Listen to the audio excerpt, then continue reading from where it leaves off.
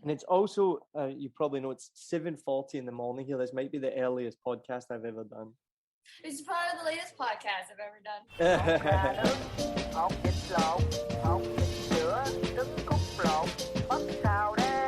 Thanks for listening to 7 Million Bikes, a Vietnam podcast. My name is Niall Mackay and I'm your host. This is season 6. Don't forget, you can go back through the whole catalogue and find all 5 seasons of 7 Million Bikes. Make sure you subscribe and turn on the notifications. Follow 7 Million Bikes on Facebook. Go on there and give it a like. We're also on Instagram. If you do enjoy this content, then please go on the link in the notes for patreon.com and you can become a member of a Vietnam podcast and you get some cool benefits like free tickets. You'll get early bonus content as well. If you just want to buy me a coffee, there's also a link in the show notes. You can send me a coffee as well. So thank you very much to the previous people that sent me coffees. They were very much enjoyed, so very, very much appreciated. Season 6 is sponsored by our good friends over at Eddie's New York Deli and Diner. If you are in Saigon, then make sure you go check them out. Tell them that 7 Million Bikes sent you. They got 2 locations now, one in D2 and one in District 1. If you've seen the show Riverdale on Netflix, you'll know exactly what Eddie's is like. It's a slice of home comfort no matter where you're from in the world. Make sure you check out Eddie's New York Deli and Diner. So enjoy 7 Million Bikes, a Vietnam podcast. Welcome to another episode of 7 Million Bikes, a Vietnam podcast. My name's Niall Mackay and I'm your host as always.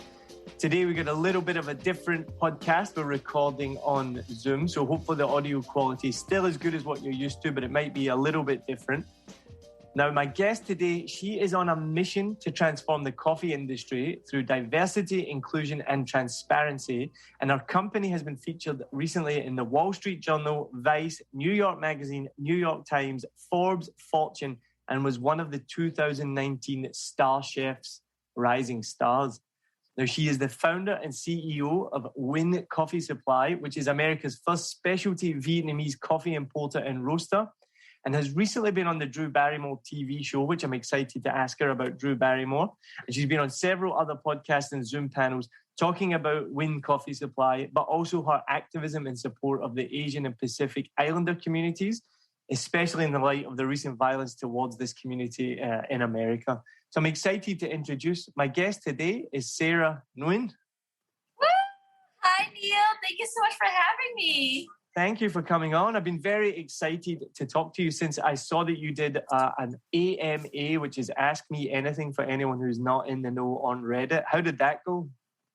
It was amazing.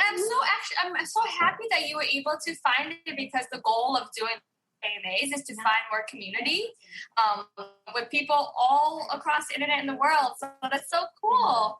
Well, I'm always on the lookout for interesting people to interview that are connected to Vietnam. So whether that's someone who's Vietnamese American or Vietnamese German, Swiss, we've had VQs from all over the world and within Vietnam on the show. So as soon as I saw that and I read that, I was like, oh, and I reached out right away. And then I've been chatting to Alex, your communications guy, ever since. Which, did he tell you about our crazy connection?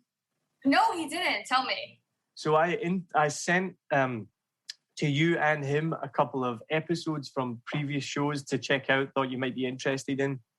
And one of them I sent is from a girl called Lamin Tam, who's Houston-based Vietnamese American, but she lived here in Saigon for a while and started a closed-door restaurant called Saigonista. Anyway, super interesting episode. I sent that to Alex and he replied back, I just had dinner with her last week. That's amazing.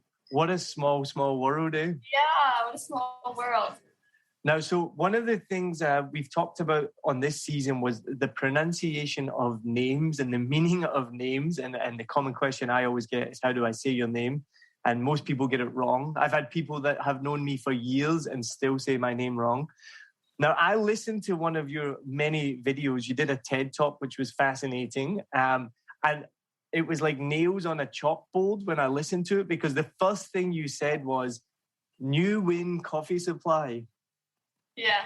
What is the name of your coffee company and your last name? So my last name in Vietnamese with the diacritics is Nguyen. And however, in English, the English language does not have diacritics. So the sounds that exist in Vietnamese just literally don't exist in English.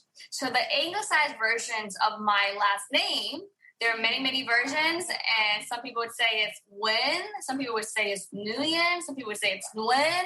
My parents literally say Nguyen, right? And so it's interesting because when I first started the company and the time when you saw this TED Talk, which is like at the very beginning days of the company, I entered the market saying Nguyen coffee supply because I didn't know if people who are non-Vietnamese could handle Nguyen or Nguyen. So I tried, in my mind, I was trying to make it as anglicized as possible. But what's funny, Neil, is that over time, non-Vietnamese Americans would come up to me and say, wait a minute, isn't it Nguyen, not Nguyen? Isn't it Nguyen? Like, and so it's just a fascinating, I guess, like journey of the Vietnamese American experience in America, really. And this is a larger conversation about language, linguistics, and diacritics. So now I say Nguyen more commonly because I feel like that's the commonly accepted anglicized version of mainstream America. However, my last name in Vietnamese is still Nguyen. And I make fun, but I can't. I've been here 5 years and I still can't say it properly. I try, but because the NG is like you got to get it like the, and then it's like sing, right? Like the best way it was explained to me is think of sing, but take the sound at the end and put it at the beginning. For someone from Scotland, that's almost impossible to do. So I'm probably still saying it wrong. And it's good to know that was an early TED Talk. But yeah, when I did hear that, I was like, wait, what? Yes. So one of the things that I've learned about Vietnamese, the language, is that the NG is in the back of your throat, right? So I think when you think about where the sound comes from, it helps a lot. So the NG Vietnamese is back of your throat. So you should feel it back there like Nguyen, whereas the N in English is on the tip of your tongue, right? Like Nancy, right?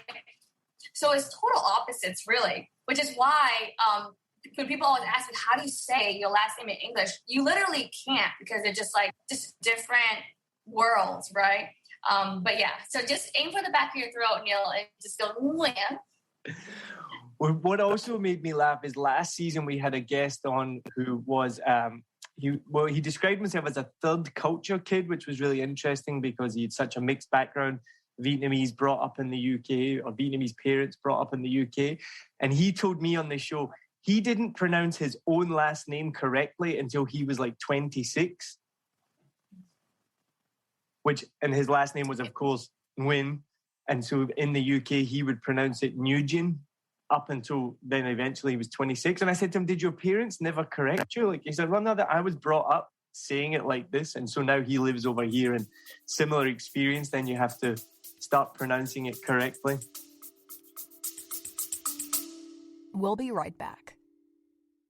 Join pilot and adventurer Fernando Pino as he takes you on journeys to discover exciting destinations across the UK and Europe.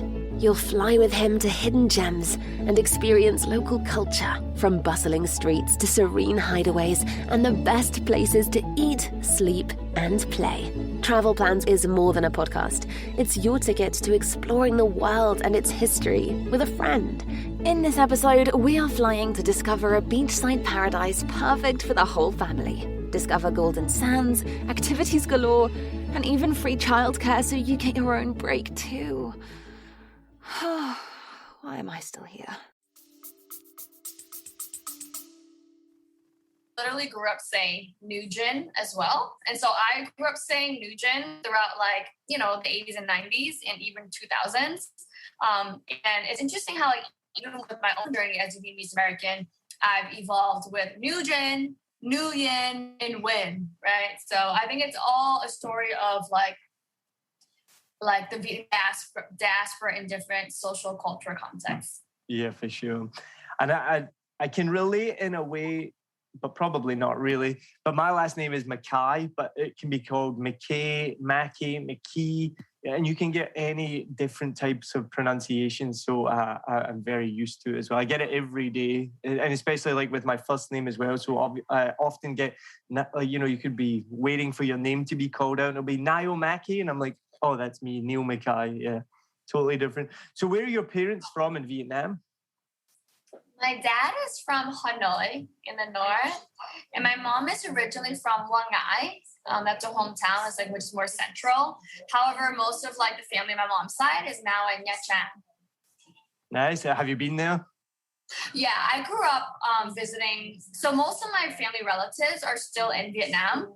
My parents are like one of 8 siblings each. And so they were the only ones to escape the country. So I grew up with a really small family in the United States, like literally just my parents and my siblings.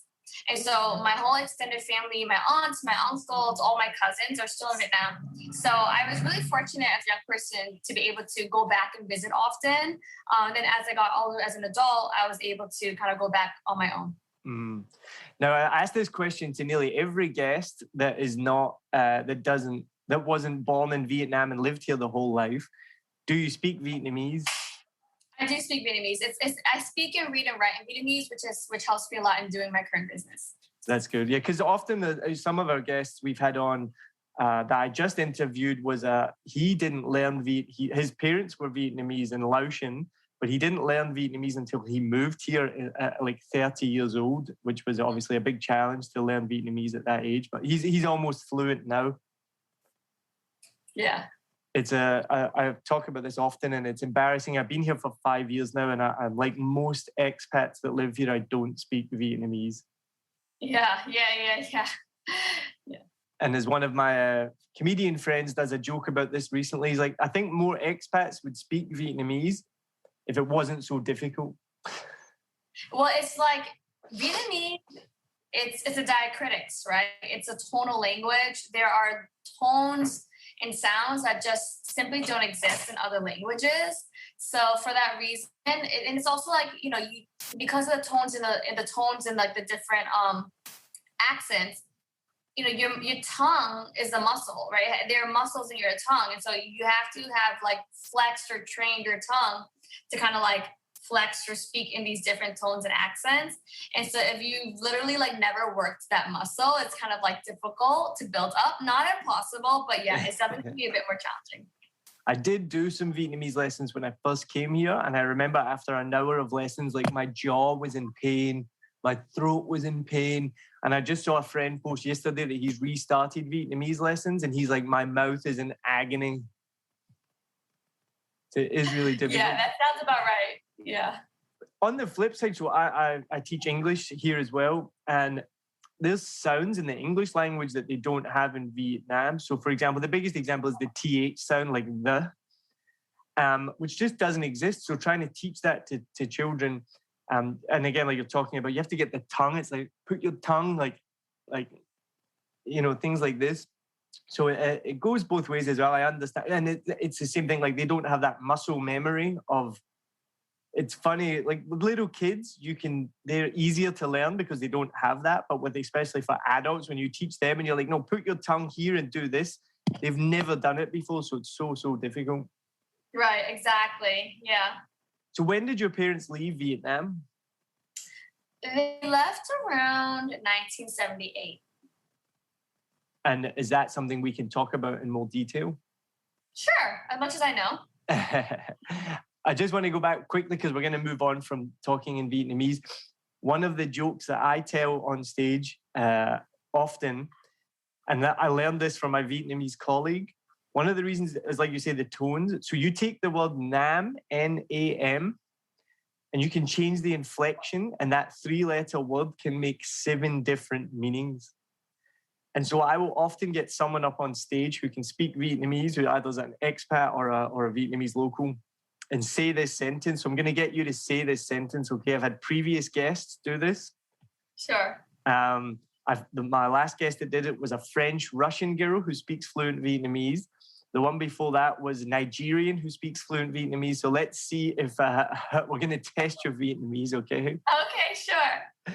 Okay, the sentence is nonsensical. This is the sentence in English. I lay with a man called Nam, holding 5 mushrooms for 5 years? Tôi nằm với cái nam cầm 5 cái nắm cho 5 năm. As a non-Vietnamese speaker, it's so difficult to hear the 7 different tones of Nam there. Yeah. That was a good one. I've never done that one. Can you give me it one more time, but faster? I lay in bed with a man called Nam holding 5 mushrooms for 5 years. Tôi nằm trong cái giường với cái nắm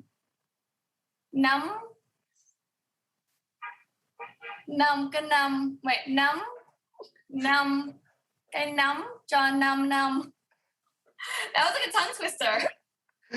I love watching your face doing this as well, because you're like thinking about the tone on each one. I can watch you go like, is it up? Is it down? Is it flat?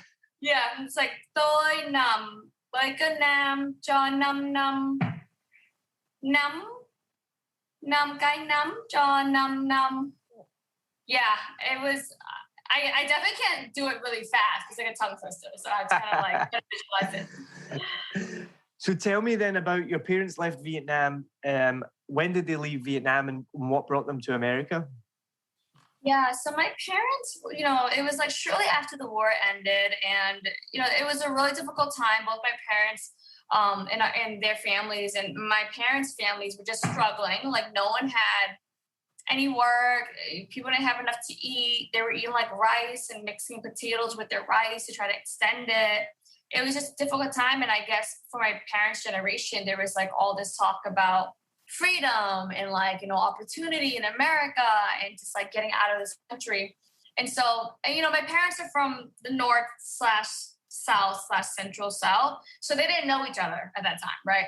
But their journeys are really similar, where they both decided that they each would leave the country or escape from the country. And it both took them several attempts before they were actually successful. But long story short, they were successful. They got on a boat. They were at sea for a few months. And then they actually coincidentally both ended up in a refugee camp in Hong Kong, where they stayed for a few years, so 1.5 to 2 years each. And then they still didn't meet each other at the time. And then eventually they were both sponsored to come to Boston, Massachusetts, and that's where they settled and met each other. Awesome. It's a topic that's come up quite a lot recently on the podcast, and we've talked about it. There's obviously a lot of people share similar experiences to your parents and to yourself. As I said, we've interviewed over the last couple of seasons Swiss Vietnamese, German Vietnamese, all with similar backgrounds. And one thing I've mentioned, I don't know, have you listened to the Vietnamese Boat People podcast? Yeah, yes, I have. So I keep mentioning that because I want people to go and listen to it. It's a lot of episodes now, but I have listened to quite a few of the ones in the beginning, and I've read some books on it as well. And it's just something that's so harrowing and so shocking to read about. And meeting people like yourself always is heartening to see, because you can see what the positive outcomes can be for people, for your family, and like yourself. And then it obviously really brings it home when you read about refugees today. And it hurts me when you think about how terrible refugees are treated worldwide, in my country and in America, or not maybe treated, but ignored or not let in. And you're just like, how are we not learning from the past? Like, we know that these horrible things happened before, and we know the amazing things that can happen from letting refugees in.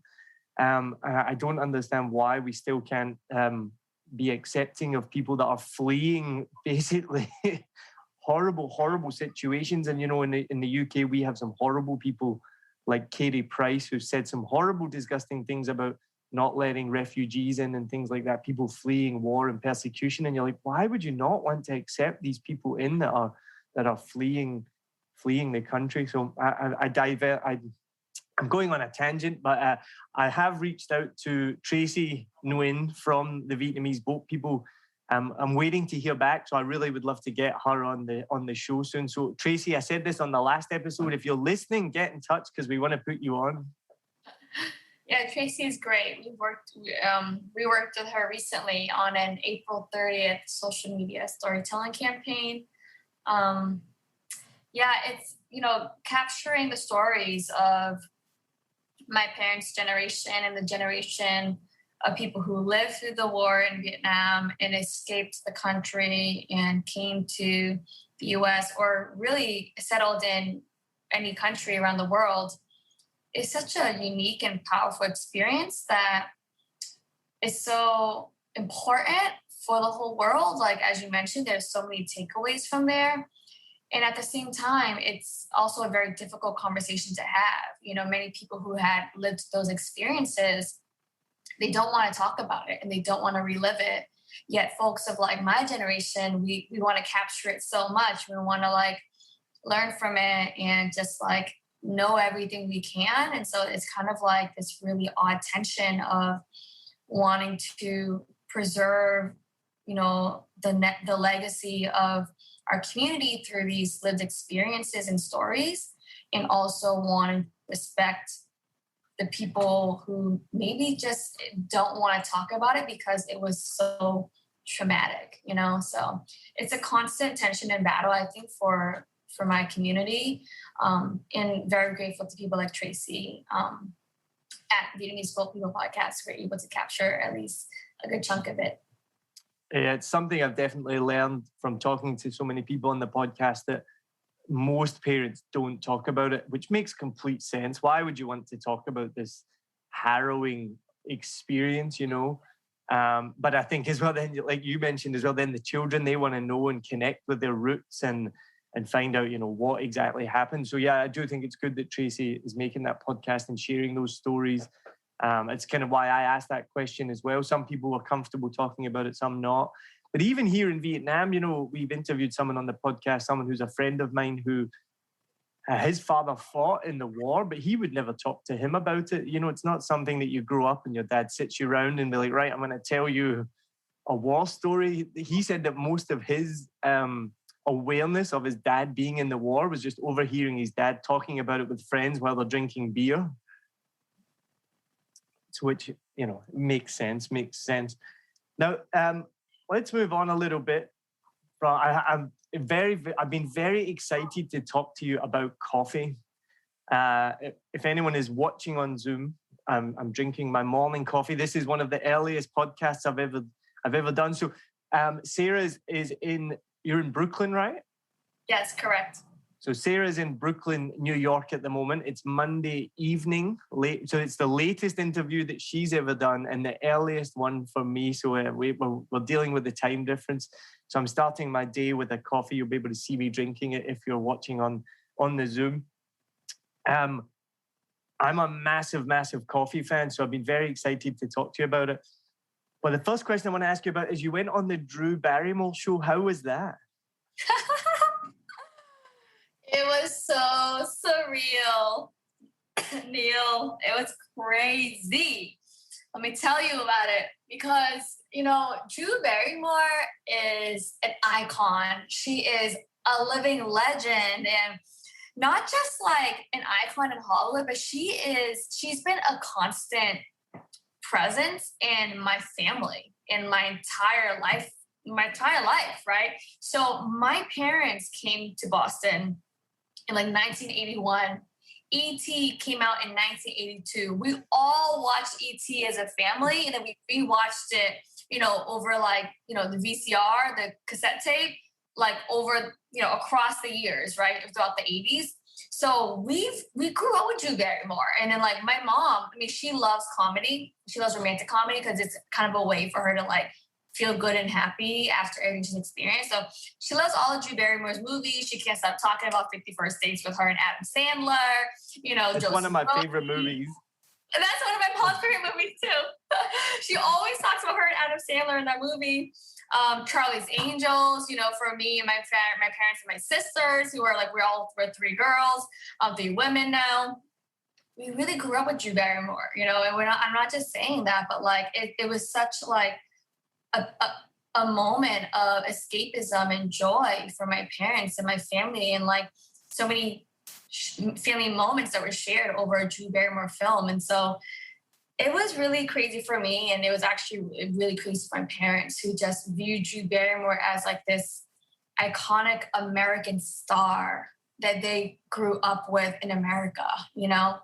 And so to be invited to her show, and, you know, the way it happened was through a total inbound. An associate producer DM'd me on Instagram. You know, I'm not paying for PR right now. So someone literally reached out over Instagram on a Wednesday. We Zoomed on a Thursday, and then I was filming on a Tuesday, right? It happened so fast, and it was really organic. And when I met Drew, she was so freaking sweet and just like so down to earth, and a very, very thoughtful and intentional and, you know, socially aware person. You know, you could tell that she was really genuine about wanting to have me on the show. And she, like, before we started filming, this was like, you know, during, you know, when it's still happening, but it was like around March, there's a lot of like violence around, you know, AAPIs and against Asian elders being reported in the news constantly.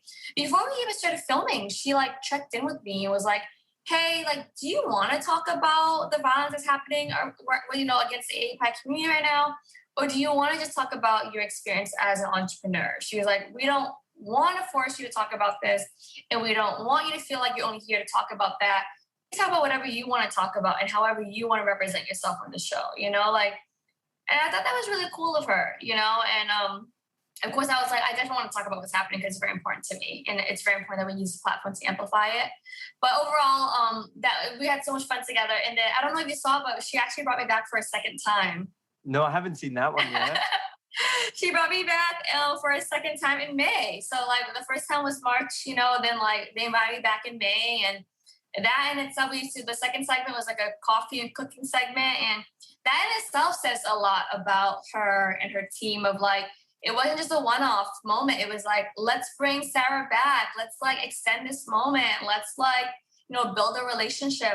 I really just appreciate a level of allyship, because I'll tell you, Neil, I've had another, you know, daytime television show under the name of a pop star, and her team reached out to me, inviting me to be in the show after the Drew Barrymore, and like, oh yeah, we're doing a program to support Asian Americans, to support like, you know, anti-Asian violence. And then they were like, but you have to pay $10,000 to be in the show, right? Yeah, and I was like, okay, this is not how you go about this. It is not my responsibility as an Asian American woman in the Asian-owned business to donate $10,000 to fight anti-Asian violence. Like, you should be donating $10,000. But the point here with the story is Drew Barrymore was really great experience. I'm being in the show twice, you know, in like 3 months. It was wonderful, and a really big moment for my parents, and I would say just for representation in general of my community. That is amazing. Were you completely fangirling the whole time, or did you keep it together? Were you like cool? Were you like, what do I do? How do I act? No way. You cannot keep it cool around Drew Barrymore. Like, I was totally fangirling. My heart was racing. I was like so nervous, you know. I was freaking out. I mean, she's a fucking icon, you know. Even the second time, I was like more nervous the second time for some reason. You know, it's funny, my mom, so the second time we were filming, it was on a Wednesday, and on the Sunday prior to that Wednesday, I was visiting my mom in Boston. We were grilling, and we made moon tit noon, right? Grilled pork belly.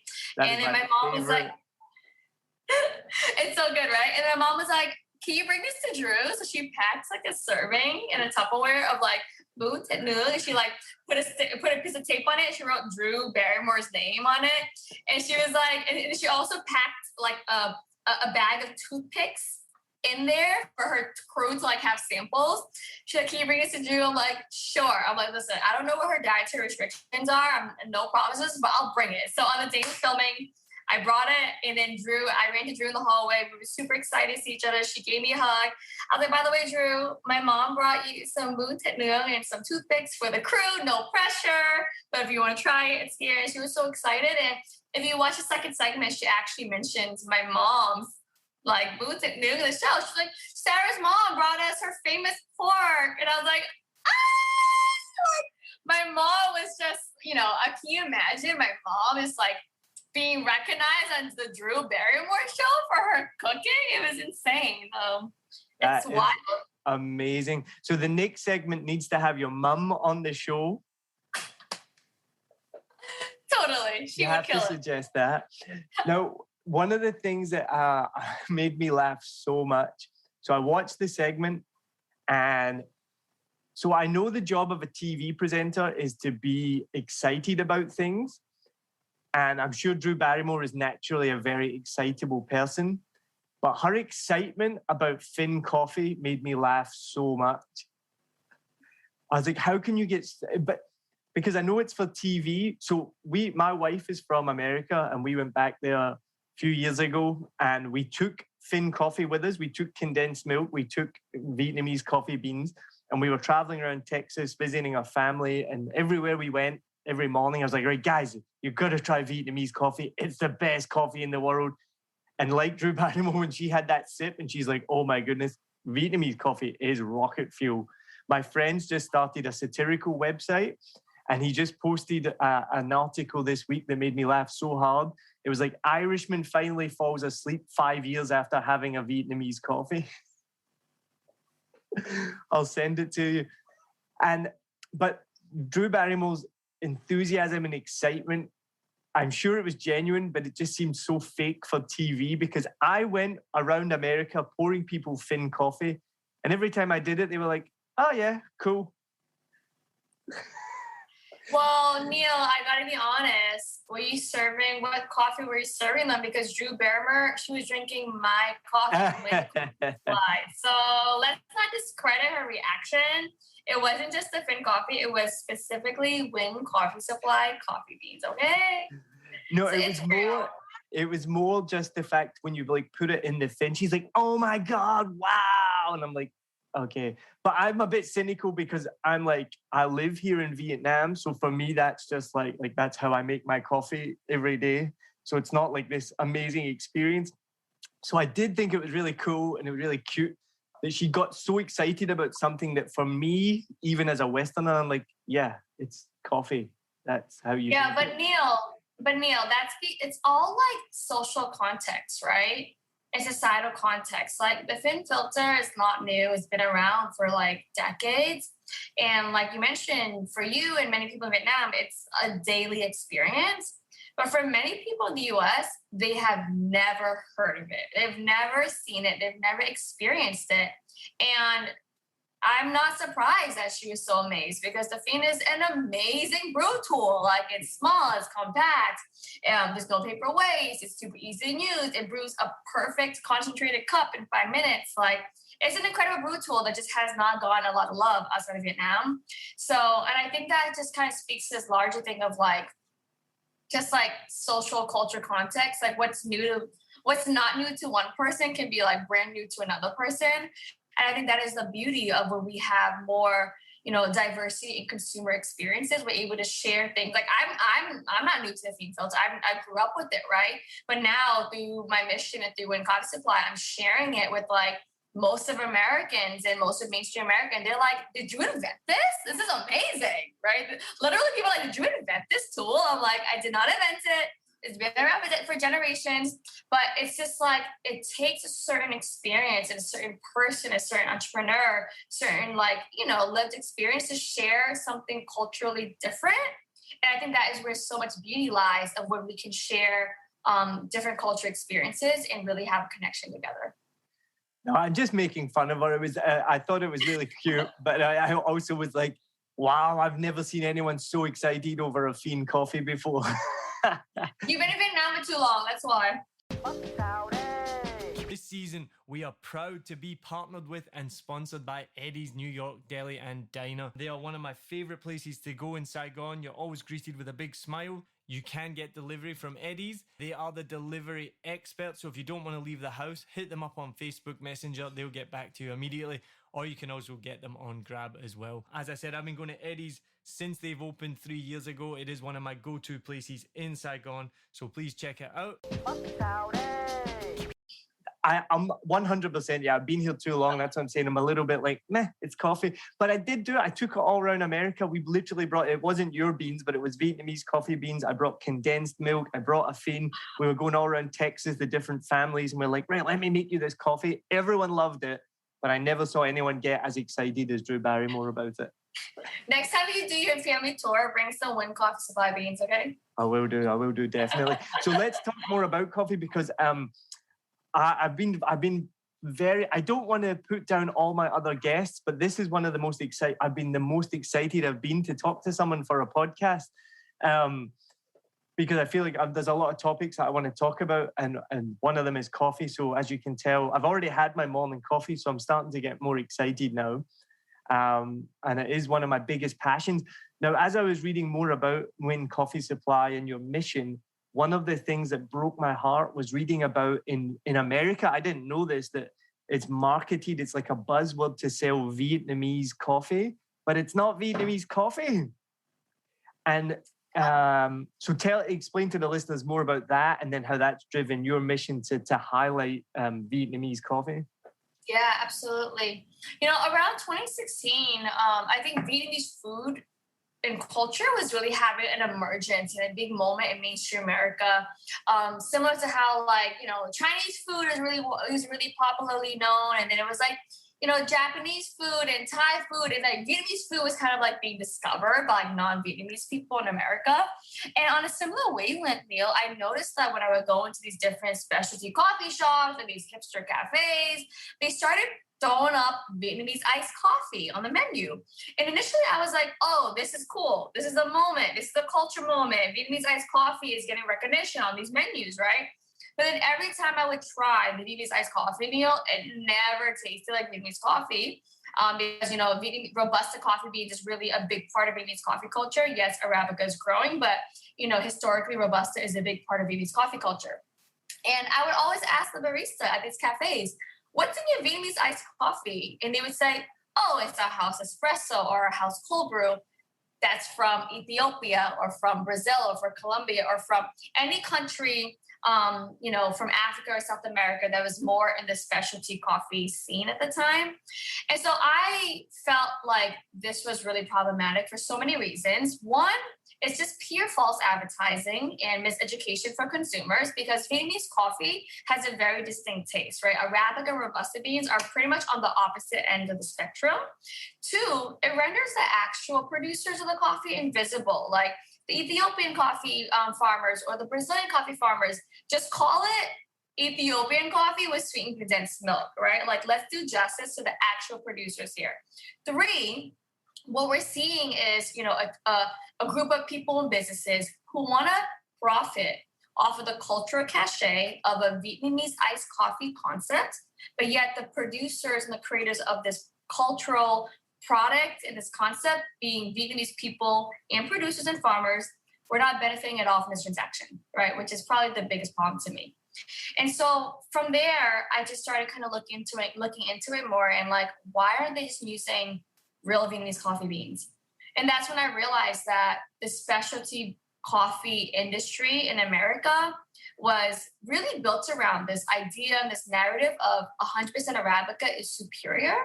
And at the same time, they built this narrative explicitly saying that Vietnamese coffee is cheap, Robusta coffee is inferior, and that they don't really belong in specialty coffee culture, right? Which I found to be very problematic because these are ultimately all social constructs, right? In my research, I discovered that Vietnam is the number 2 producer of coffee in the world, which blew my mind because I didn't know that as a Vietnamese American. Because originally I was like, well, maybe Vietnam is not involved in specialty coffee because they don't make coffee. Maybe there's just no source there, right? But no, Vietnam is the number 2 producer of coffee in the world. And the fact that I didn't know that, Neil, for me, screams lack of transparency, lack of visibility, and lack of representation. When we have non-transparent supply chains in any food industry, be it seafood or coffee, most often than not, it means that there's an exploitative labor cycle at the end of that, right? Because when people don't have visibility or representation, they can't properly advocate for themselves, right? So for me as a Vietnamese American, I felt like there was a huge injustice happening to Vietnamese people and producers because they have contributed largely to coffee experiences around the world. They touch lives around the world. And there's a huge missed opportunity, not just for coffee farming, but also for culture connection of oh, my coffee is made by a Vietnamese person. That's pretty cool, right? So with that in mind, I I really wanted to change all of this, right? Because specialty coffee as it exists today, Neil, is not just something that we drink. Specialty coffee didn't just grow out of the ground on its own. Specialty coffee is a collective investment from people all along the supply chain to build a more sustainable and equitable world, right? It requires producers and buyers working with farmers and saying, hey, did you know that if you use these organic practices and these all-natural biofertilizers and you handpick just the ripe cherries instead of grabbing all the ripe and unripe cherries, you get a better product. If you get a better harvest, you can sell it for a higher price. And then the buyer sells it to the roaster and says, this is a single origin XYZ. It's 90% handpicked red cherries. It's XYZ process. The roasters buy it for a better price, right? The roasters sell it to the baristas, and the baristas are educating consumers. Hey, this cup of coffee is a single origin XYZ. It's $6 instead of $3, right? It is really a collective investment from people all along the supply chain. But when it came to Vietnam, Neil, people were not willing to apply those values of that investment to Vietnam. They would just write off Vietnam as saying, Vietnam doesn't count. Vietnam is instant coffee. Vietnam is cheap. Vietnam is Robusta, which I really felt like was wrong and fucked up, and it needed to change. So that's where I stepped in and I said, well, I want to change this because if Vietnam is the number 2 producer of coffee in the world, that means the product is already there. We have a huge opportunity to improve the lives of farmers all across the country and improve agriculture sustainability simply by making the product that's already there better, right? We can change so many lives and change the landscape by just making what's there better. And it just requires someone to come in and just look at it a different way. And so that's when Coffee Supply was born. And that's what we're trying to do. I love your enthusiasm and passion. It's awesome. I can see you getting more excited as we're talking about it, which is cool. As someone who lives here and loves the coffee, you know, even just recently when we went up to Dong Nai and Dalat and you drive through, and for people who don't live here or haven't been here, like there's literally just coffee beans everywhere, like by the side of the road, just sitting there drying. It's like there's so much coffee beans. They're not like locked up or anything like that. They just sit there by the side of the road, right? It's crazy. One of the questions I wanted to ask you, and I wondered if this was a challenge for you, is convincing people of the quality and the safety of the beans. Because for us, when we first came to Vietnam 5 years ago, the first thing that people told us when we would get a coffee from like the street coffee would be, oh, better be careful because there's a lot of fake coffee out there. And you can Google it and find it. I mean, even, I don't know if you were aware of this story. It was about 2, maybe 3 years ago. They found out that someone was selling coffee here in Vietnam, I think for the local market, not export. And it was using reused batteries within the coffee. And when we first came here 5 years ago, there was somebody did a test of like coffee sold on the street, and a huge percentage, and I can't remember off the top of my head, but a large number was fake coffee. They were doing roasted soybeans, which is actually carcinogenic and unsafe. And so from that perspective, is that then difficult to then explain? I don't know if anyone in America would be aware of that, but if they're so convinced of Arabica and things like that, to then be like, hey, do you want to try these Vietnamese Robusta coffee beans? Is anyone like, oh, I'm not sure about that? Yeah, great question. Because those are, everything that you described, Neil, those are truths, right? And those are realities, right? And that is part of the reality that we live in with this coffee industry. And so I'm not dismissing that those things exist. I'm just saying that it can change, right? With the willingness from people all along the supply chain. But to your question of like, was it hard to convince people? To be honest, it wasn't really, because I think a lot of those ideas weren't really existing in American consumers' minds. I think it existed a lot in industry folks, right? The people who may work in the coffee industry, but the people who I were interacting with directly, like, they drink the coffee, taste the coffee, they like it or they don't like it, right?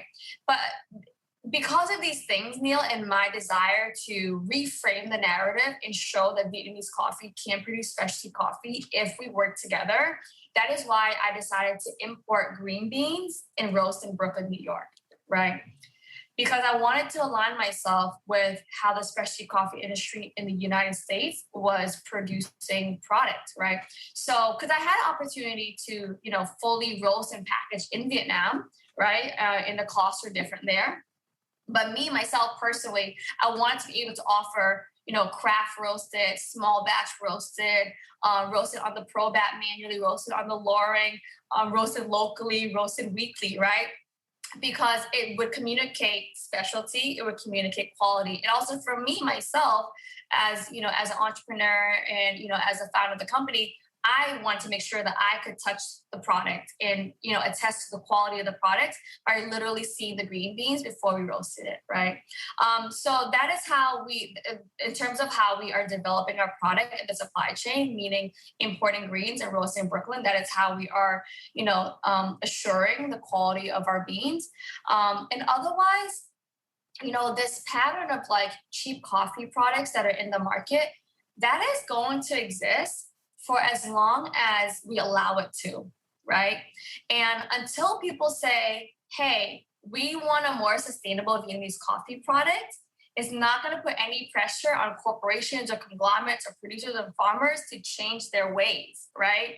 And for example, I don't know if you saw recently, but Kirin, this big company in Japan, it was just announced that Kirin is now investing in sustainable coffee farming in Vietnam because they're receiving pressure from their consumers for more sustainable coffee products. And the more we can change the perceptions of Americans here from just dismissing Vietnam as like, they're cheap, they're instant. If we keep perpetuating that narrative, then that's all Vietnamese producers can participate in, right? That will be the only that would be the only opportunity they have to produce and sell their product into that market. But we can change our perception of being like, sure, Vietnamese coffee has entered cheap and instant markets, but you know what? We want sustainable, single origin, organic Vietnamese coffee products. Where can we get that? Where can we see that, right? All of a sudden, we have massive green bean buyers talking to Vietnamese producers. We have Vietnamese producers and growers learning about how to produce specialty coffee. We have Vietnamese farmers producers learning about 80 points, 90 points, 95 points, about hand picking, about, all these things, right? So it's all a collective investment. But that was a long way of saying like, yes, no, not really. And it takes effort and willingness from everyone to change an old system. That's really exciting. I'd love it if I go back to America when post-pandemic, when travel is allowed and suddenly you can see good Vietnamese coffee everywhere. That would be super exciting and be like a new thing, but not like a fake thing, like a buzzword, like Vietnamese coffee. Like I said to my friend about the problem of just adding condensed milk. And he said, the first thing he said is like, but in Spain, they add condensed milk to coffee. It's not Vietnamese just by adding condensed milk. Exactly. I want to answer that because that's actually a narrative that we try to challenge as well here, that Vietnamese coffee is not synonymous with sweetened condensed milk, because there are many cultures around the world that also use sweetened condensed milk, like Spain in the Cafe Bonbon, right? In Thailand, they also have sweetened condensed milk. So it's not right to just reduce Vietnamese coffee to sweetened condensed milk, because we don't reduce Ethiopian coffee or Brazilian coffee or Colombian coffee to anything. Vietnamese coffee should be allowed to be coffee beans, and they should be allowed to exist in all their versatility, whether it's through the bean filter or the Chemex or the pour over or espresso, with oat milk, with almond milk, with cream and sugar, or sweet condensed milk, right? So our work, part of our work is also expanding this narrative of what is Vietnamese coffee and what can it be, right? And I want to add something to what you said earlier, Neil, about if you came to Vietnam. If you came to the United States and seeing quality Vietnamese coffee, I want to share with you some really cool facts about some things that we've been tracking here on our side about the rise of Vietnamese coffee in the United States. For starters, we've received, over 500 plus inbounds to serve our coffee at different businesses around the country. So over 500 plus inbounds since 2019. That speaks to the interest and the awareness and the demand for Vietnamese coffee. I've received, I can't remember this number, but, countless inbounds about selling Vietnamese green beans, right? Like from roasters and other cafes, like, do you sell your green beans? Because people now want to roast Vietnamese coffee, but they don't quite have the access yet because it's being developed, right? Vietnamese cafe openings around the country, from what we've been tracking, Neil, is growing up to 1,100% year over year. And that's from the cafes that we tracked alone. But also, I don't know if you saw this, but King Coffee, which is a Vietnamese franchise, recently opened their very first cafe in Anaheim, California. They've announced 20 new stores for 2021, and they've announced 100 new stores by franchise by 2022. So there is a wave of Vietnamese cafes and Vietnamese coffee culture happening in the United States, and it's happening right now, right? And with all of this awareness and this appreciation for not just the coffee or the sweet that's built, but also for the culture, that's going to dramatically impact the industry abroad as well. Wow, that's crazy. Well, I'm hoping then I will see the difference when I come back. But now you know what's going to happen. When I have a Vietnamese coffee, when I go back to the States, I'm going to be like, right, is this really a Vietnamese coffee? I'm going to be asking, I'm be like, what beans is this? Is this Vietnamese or is it Ethiopian? Now, to bring it back to Vietnam, something that I don't know how much you are aware of this, and I am a coffee snob, not in the way that like I want Chemex or pour over or whatnot. I know what I like and I want what I like, okay? And I like my Vietnamese coffee, and I do like Arabica as well, and I like a cappuccino, but I like them, you know, in their own right. One of the things that's become really common in Saigon over the last 5 years, when I first got here 5 years, non-existent, now it's really common.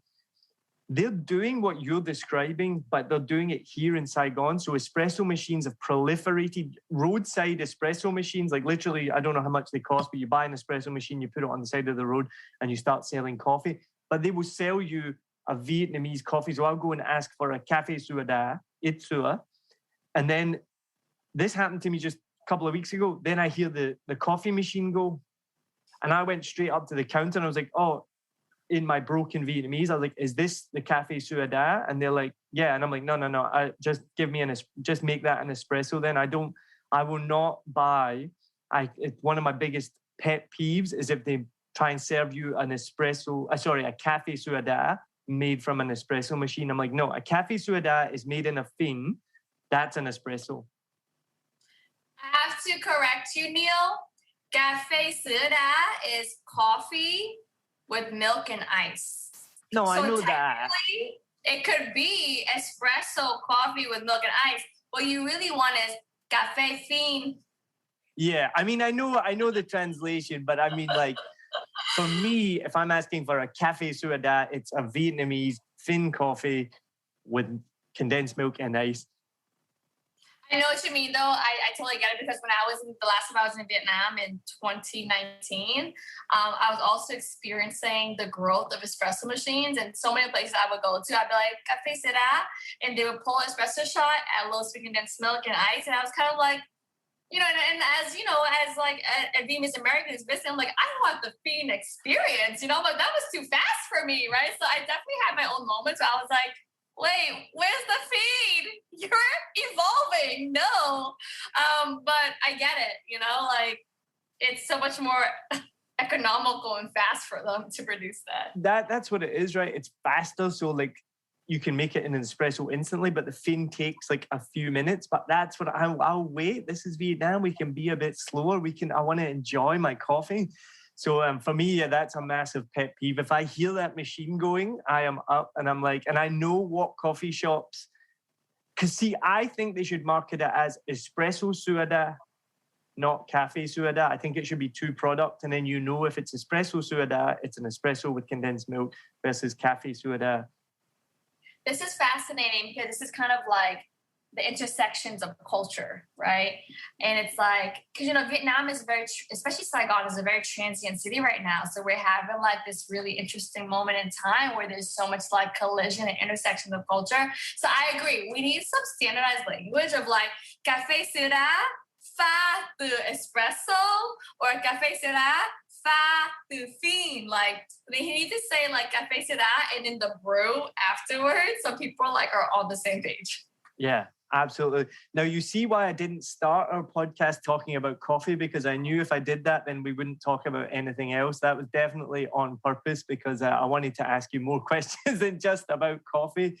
So We'll move on because we could talk all day about this, and I can see you're getting more excited and more passionate as we're talking, and I've run out of my coffee, so I'm going to need to go and make another one soon. We finish the podcast with the same questions every episode, right? And right now the questions, the first question, I'm interested to hear your answer because you obviously live in New York, not Saigon. And this question is inspired by Saigon, that as the wealth has increased here, the amount of luxurious cars has increased exponentially as well. So it's normal to walk down the street and see a Bentley or a Mercedes or a Lamborghini or a Porsche. But at the same time, the paintwork doesn't match the class of the car. And so we see some... Look, I'll just be honest, some horrendous cars. And the best example that I give to people is recently there was a bedazzled Mercedes where the whole Mercedes was decked out in silver glitter. Being in New York, do you have a similar, or even when you've been to Vietnam, what's the craziest car that you've seen? You know, I feel like Saigon has more extravagant cars than New York City, because I was thinking about this question earlier and I was like, the cars here are boring as fuck. Like, the only thing I could think about would be like graffiti trucks, you know? But really, actually, because New York has like really bad potholes, the streets here are really, really like poorly, you know, constructed and like not taking care of their potholes everywhere. You know, there are like bumps everywhere. So I feel like there aren't really nice cars. At least I haven't seen any. Also, New York City is a very train-centric city, right?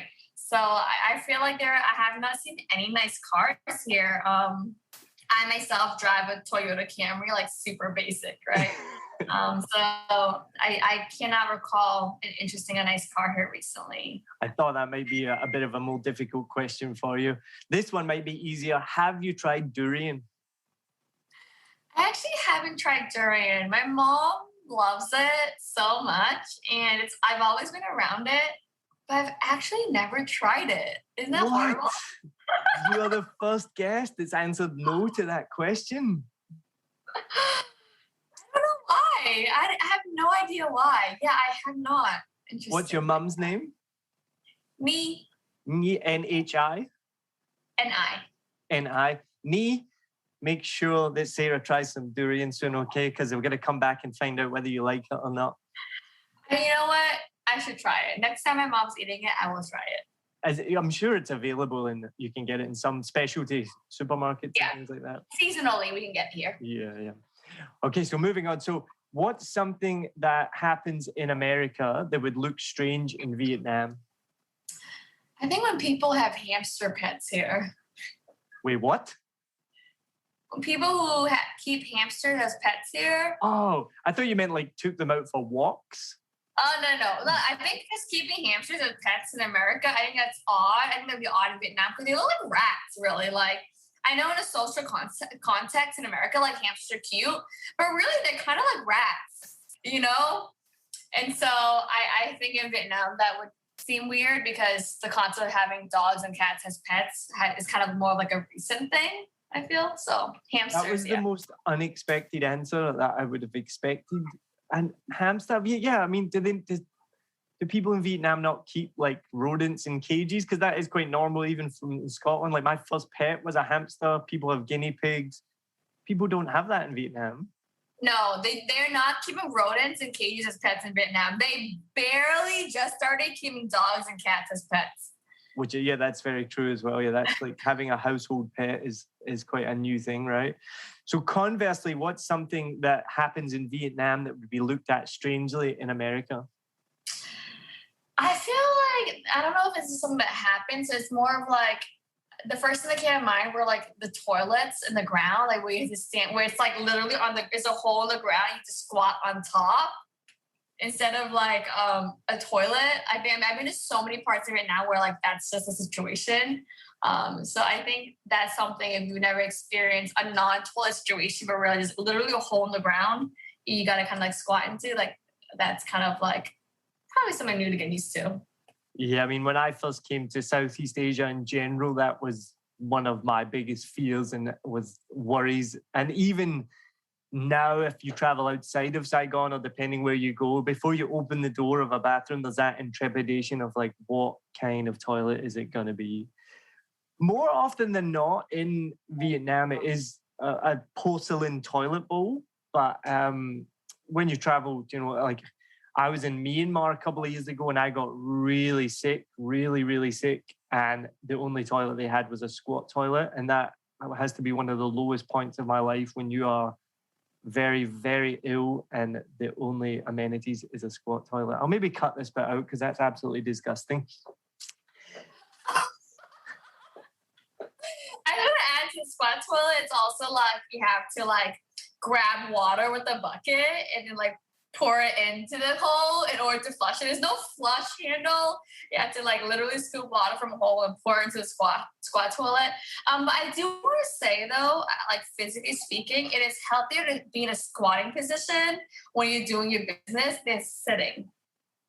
Oh, I've seen this infographic, yeah, because this is disgusting because your bowels are like more aligned, yes, right? Exactly. So, you know, Southeast Asians are something. But you got to be good at the Asian squat to be able to do that, which is just one of the most amazing things in the world that in Vietnam and in Asia, they can just squat for an indefinite amount of time in any situation, mostly for no reason, like just on the side of the street or just chilling out, like just in the Asian squat.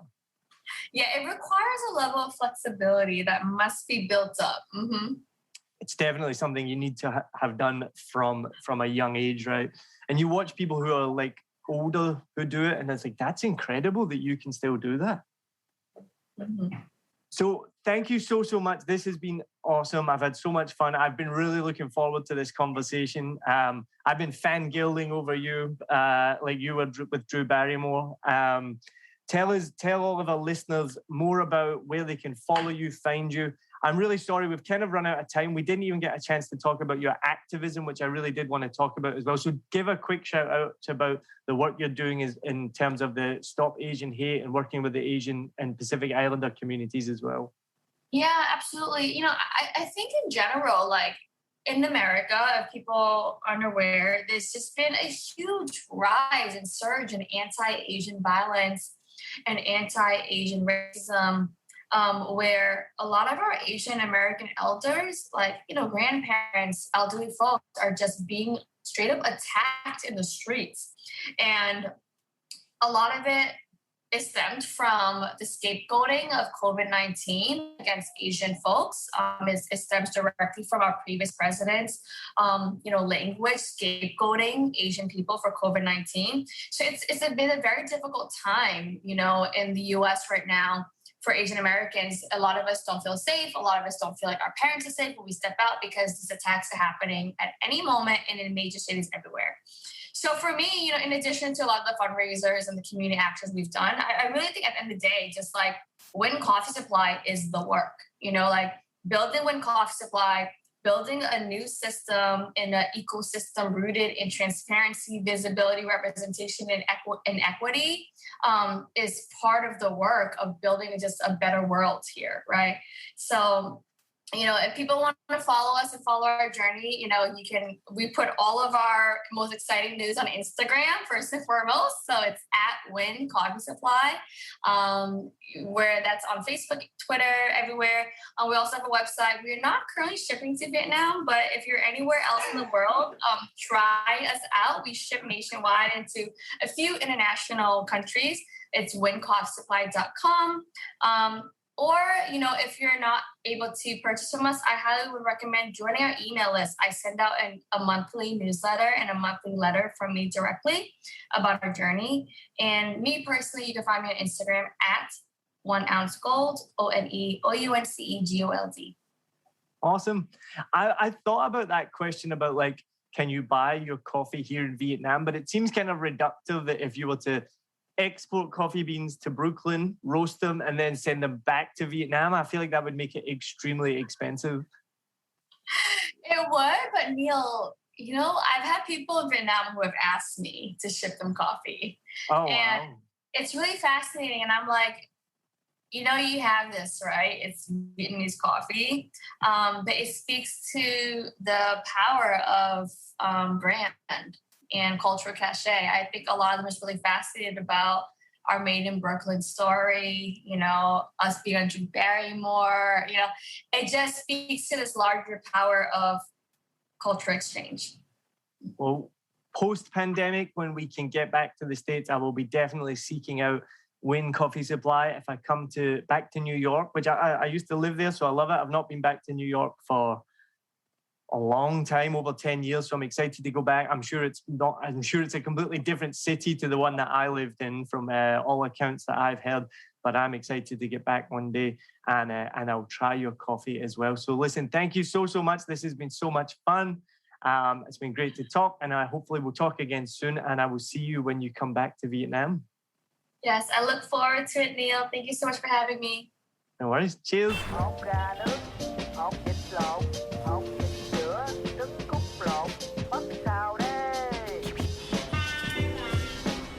Thanks very much for listening to this episode of 7 Million Bikes, a Vietnam podcast. Don't forget to subscribe from wherever you're listening from right now. Turn on the notifications as well so you never miss an episode. If you're new to the podcast, make sure you go back through. We got 5 seasons of amazing guests that you can listen to their stories as well. Please get in touch. I always love to hear from our listeners. It's one of the best things when I wake up in the morning and I open up Instagram or Facebook and I've had a message from someone telling me that they've been listening from America or Australia or anywhere in the world. So please let me know where you're listening from, or Vietnam as well, obviously. I always love to hear from people. I want to give a massive thank you again to our Patreon members, Brandon Thompson and Zion Johnson. If you do enjoy this content, you can support 7 Million Bikes of Vietnam podcast on Patreon. The link is in the show notes. You can become a member of a Vietnam podcast and get access to exclusive member benefits like free tickets to comedy shows or even a free 7 Million Bikes t-shirt as well. So check that out in the show notes, as I said, and you can also buy me a coffee or a beer if you want on coffee.com, so make sure you check that out. So thanks again for listening. Really hope you enjoy season 6 and you can stay tuned for the future episodes. Cheers.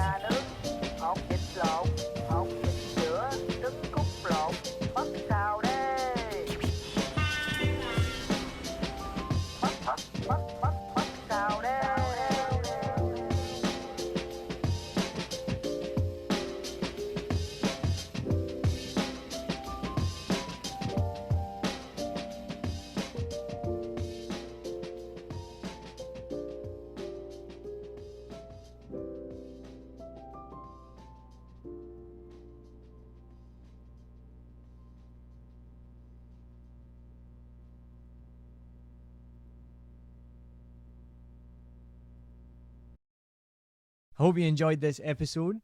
If you're like me, you may use your laptop at places where you have to use public Wi-Fi.